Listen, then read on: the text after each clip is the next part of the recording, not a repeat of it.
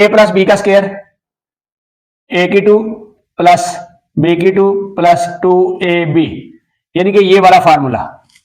यानी कि पहली रकम ए का स्क्वायर प्लस बी का स्क्वायर प्लस 2 और इन दोनों को मल्टीपल, यानी कि पहली रकम और दूसरी रकम मल्टीपल ए प्लस बी, और सेम इसी तरह ए माइनस बी ए की टू प्लस बी की टू माइनस 2ab, क्योंकि जब हम इन दोनों को जरब देंगे तो साइन माइनस का के साथ तो साइन माइनस का यहां पे आ जाएगा 2ab, और इसी तरह ए की टू माइनस बी की two is equal to A plus B bracket A minus B, यानी कि जब हम इनको जरब देंगे ए और ए को तो ए की टू, और जब इन दो को बी को जरब देंगे तो बी जरब कहेंगे तो बी की टू माइनस बीच में साइन। और अगर मैं इसको थोड़ा सा खोल के समझाऊंगा आपको तो ये बड़ा क्लियर करता है। जब हम इन दो को दो जरब देते हैं तो ए की टू, और फिर अब इसको इससे जरब देंगे माइनस ए बी, फिर इसको जब जरब देंगे तो फिर वही माइनस बी की टू, और जब इसके साथ जरब देंगे तो ये बन जाएगा प्लस ए बी, और ये दोनों माइनस का ये प्लस का ये दोनों काट के तो पीछे बचा ये वाला रकम हमारे पास ए प्लस बी का square minus A minus B का square is equal to 4ab। इसका भी वही तरीकाकार कि जब हम इसको खोलेंगे ये वाली रकम को तो ये वाली रकम बनेगी, जब इस फार्मूले को खोलेंगे तो ये वाली रकम बनेगी। अब जब हम इसको ब्रैकेट के अंदर फार्क दें, मैं खोल के बता देता हूं, एक दफा समझा देता हूं, ए की टू प्लस बी की टू प्लस 2ab, ये ब्रैकेट के अंदर होगी ये वाला फार्मूला, बीच में लगा माइनस ए की टू प्लस बी की टू माइनस 2ab। अब जब हम इसको बाहर खोलेंगे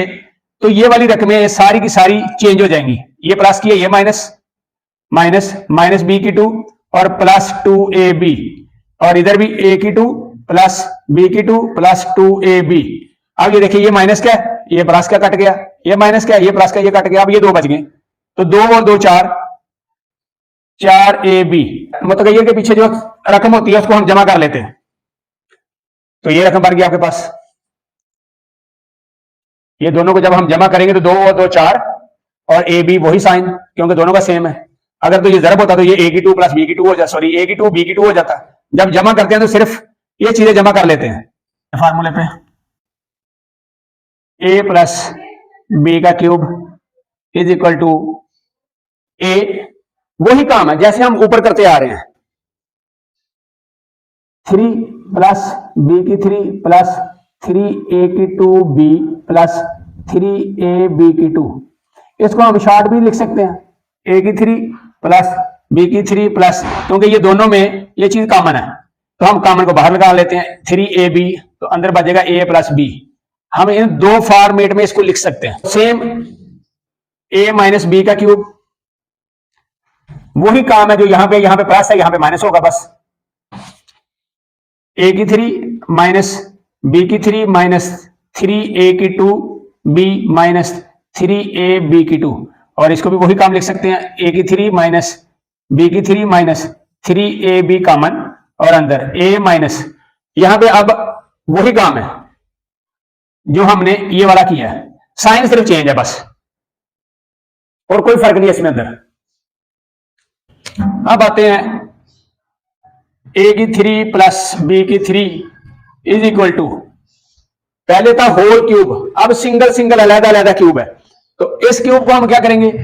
a प्लस बी ब्रैकेट में निकाल लिया, और अगली ब्रैकेट में a की 2 प्लस बी की माइनस ए बी, और सेम अगर हम ये लिखें a की 3 प्लस माइनस बी की 3 का क्यूब लें तो वही a माइनस बी, a की 2 प्लस बी की 2 प्लस ए बी, यानी कि दोनों में फर्क क्या है कि अगर ये स्क्वायर का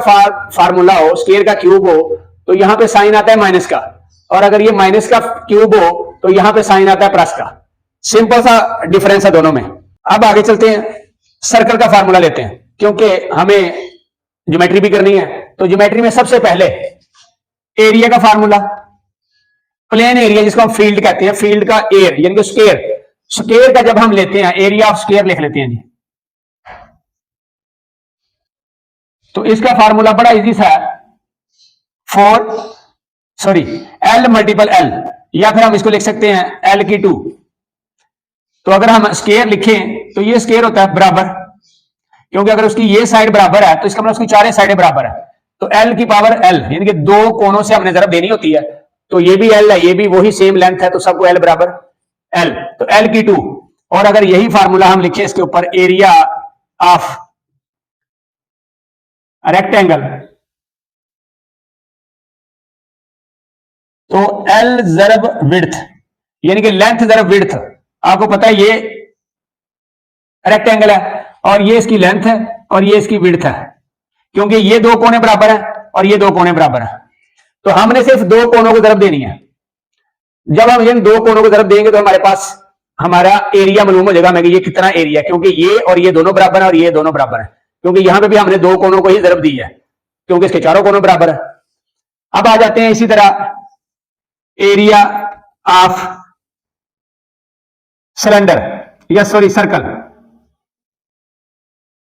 तो इसके लिए क्या फार्मूला होगा? इसके लिए बड़ा सादा सा फार्मूला है, पाई आर स्क्वायर, यानी कि एरिया की जगह हम ए लिख लेते हैं, एरिया पाई आर स्क्वायर। और अगर इसी एरिया को मैं सिलेंडर का लूं, area of cylinder 2 pi R और बीच में बेस प्लस आर, यानी कि ये रेडियस है और ये उसकी बेस है। बेस की जगह कभी आपकी हाइट भी हो सकती है, आर ऐसे भी हो सकता है। सर्कमफेरेंस,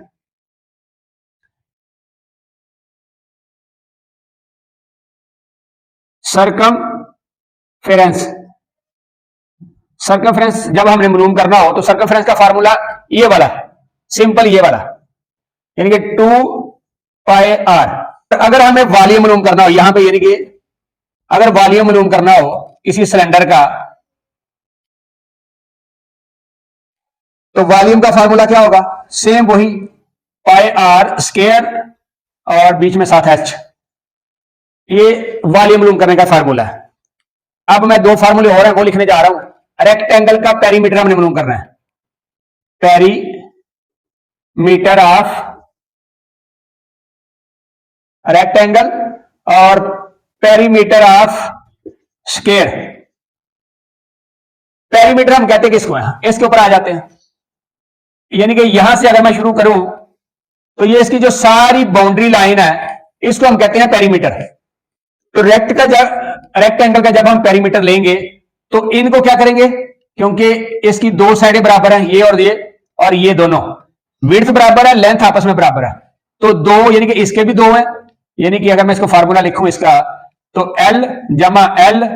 W, ये भाग गया। अब 2L है 2W है, तो 2L प्लस 2W, और जब इन दोनों को कॉमन लेंगे तो 2 बाहर आ जाएगा और L जमा W, यानी कि ये इसका एक्चुअल फार्मूला।